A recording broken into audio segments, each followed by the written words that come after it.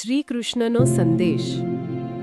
હે પ્રિય આત્મા, તું શા માટે ગભરાય છે? જીવનના આ યુદ્ધમાં તને લાગે છે કે તું એકલો છે, પણ શું તને ખબર છે, હું તારી સાથે જ છું. જ્યારે અર્જુન કુરુક્ષેત્રના મેદાનમાં કંપતો ઊભો હતો, ત્યારે મેં તેને સમજાવ્યું હતું, અને આજે એ જ સંદેશ હું તને કહું છું. કર્મ કરવાનું તારું અધિકાર છે, ફળ પર નથી.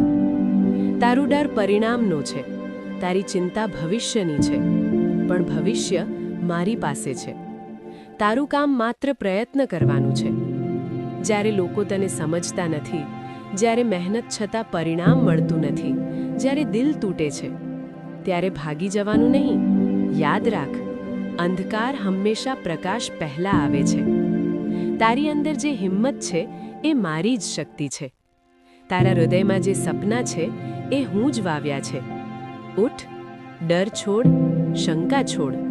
તારી લડાઈમાંથી ભાગી ન જા. સાચું કરવું જરૂરી છે. તકલીફો તને તોડવા નથી આવતી, તને ઘડવા આવે છે. જ્યારે તું થાકી જાય, જ્યારે આંખોમાં આંસુ આવે, ત્યારે આ શબ્દો યાદ રાખ: હું તારી સાથે છું. તું પડી શકે છે, પણ હારવાનો નથી. તું થાકી શકે છે, પણ રોકાવાનો નથી. તું ડરી શકે છે, પણ પાછો ફરવાનો નથી. આજથી નક્કી કર, હું મારા કર્મથી મારી કિસ્મત લખીશ. હું સત્યના માર્ગે ચાલીશ, અને જે આવશે તેને સ્વીકારીશ. કારણ કે જે થાય છે તે મારા આશીર્વાદ વિના નથી થતું. હિંમત રાખ, વિશ્વાસ રાખ.